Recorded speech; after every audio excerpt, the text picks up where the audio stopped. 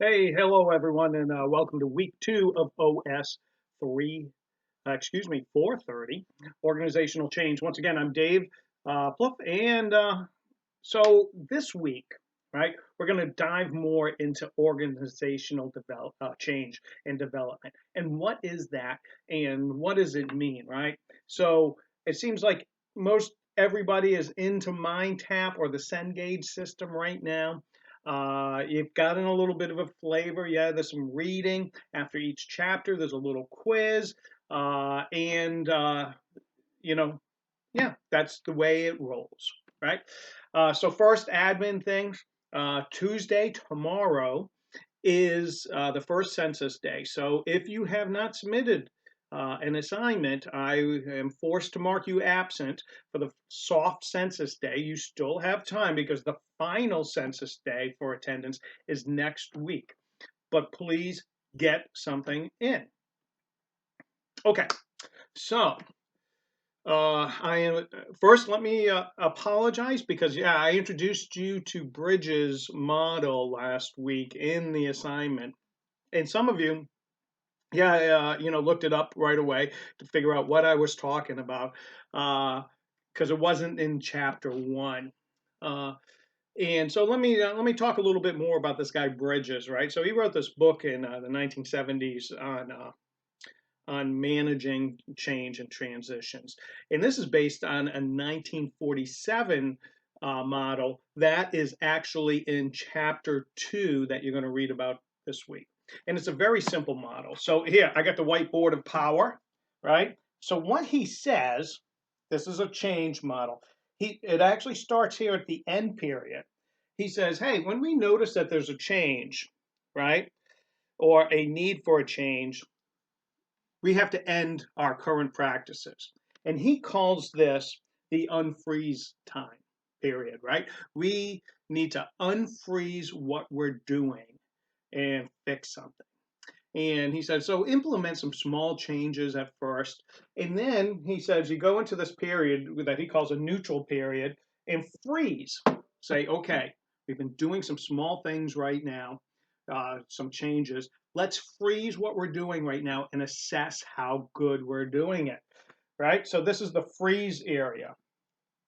Then he says, we start with the beginning.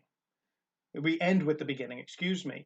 And he calls this the movement period. So basically, what we do is okay, so let's move forward. We assessed the effectiveness of our change that we wanted to do, and based on our assessments, let's move forward. Now, this is a continuous cycle, as you'll read in chapter 2. And in chapter 2, they call this the three-step change model. And they quote the original guy from 1947, I believe his name's Lewis, on this. Really? And there's three other models that you're going to be introduced to in chapter 2. The action research model, which is very close to John Carter's model that we've talked about. I know I'm throwing a lot of models out there, and I apologize for this, but there's a reason for it, right? Because change is not simple. It isn't. You can think of the simplest thing that you wanted to change in your organization, and it can be very complex because it can affect a lot of people. To changes within the government, for instance, if you wanted to change things going on in society, for instance, wear a face mask, right? That's a big change, and it, it requires different techniques. Another one will be the positive change model. And the last one, which I mentioned face mask, this actually falls into that, is the continuous change model, right? Because sometimes, like for instance, during a pandemic, we don't know how we're doing.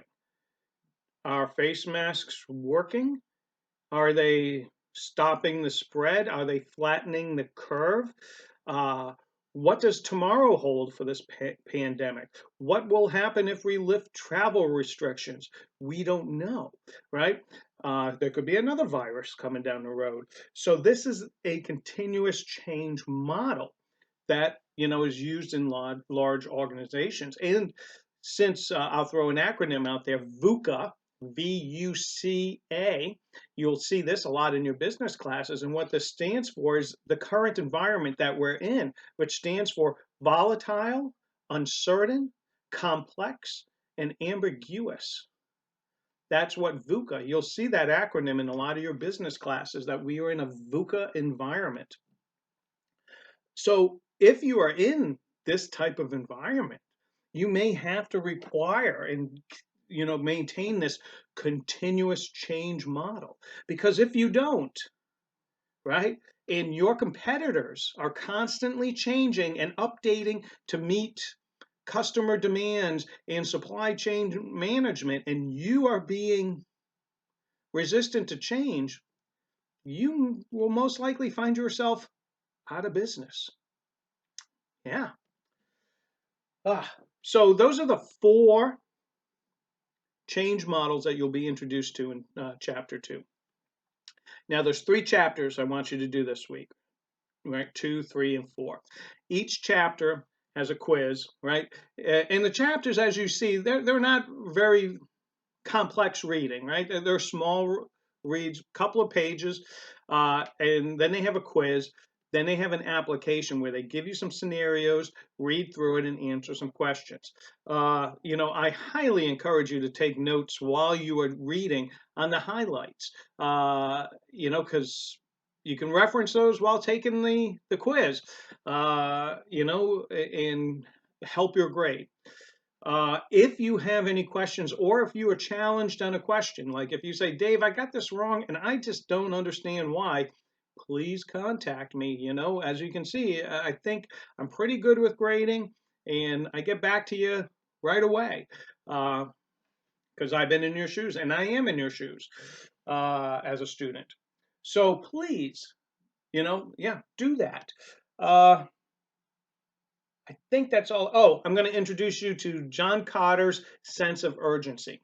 Okay, so the first step of John Cotter's change process is to create a sense of urgency. And I introduce you to this because you hear this a lot from politicians. You hear, for instance, oh, never let a crisis go to waste. Have you ever heard a politician say that? Yeah, they say that a lot. And what that means is that if you want something to change, a big change, create a sense of urgency that we have to do this, right? If not, business will fail. If not, we could lose our jobs. This is a sense of urgency that gets buy-in from your stakeholders, from the people that need to implement this change. And it's very important that you do this. It may sound kind of weird, I got to create a sense of urgency, or never let a crisis go to waste. It kind of sounds manipulative, doesn't it? But is it really? If you want to change something, let's say, and you just say, yeah, I want to change this. And yeah, I don't know why, it's just a good thing to do. I'm kind of bored. You're not going to have anybody behind you wanting to implement your change or even follow you. You have to create this sense of urgency. Hey, for instance, right here, I'm the supervisor of a couple of people at my job. And I said, hey, in this COVID environment where we are all teleworking, I don't really know what you're doing, right? I don't, so I want you to send me a biweekly report on everything you've done for the command, or for the organization, every 2 weeks. And anyways, I had some people that were already hesitant. They were like, can't we just talk about it? They didn't want to put things in writing. And so I created a sense of urgency. I said, hey, listen, there's possibilities of layoffs, and well, in the government, they call it furloughs. We don't know what tomorrow's going to hold. I need to know this. We need to put this down in writing. So this was, I created a sense of urgency, and people started doing it. But at first they were hesitant to the change. But then as that urgency came about, it made sense to them. I wasn't lying. I wasn't being manipulative. I was just telling the truth, right? There's always that possibility. So these are things to think about with a change.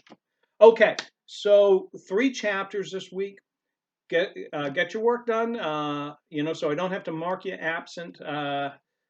Especially for the hard census day coming up. If you have any questions, you have my cell phone. You can text me. I work very well with texts, or my email. Either way. Okay. Once again, Dave out. Thanks.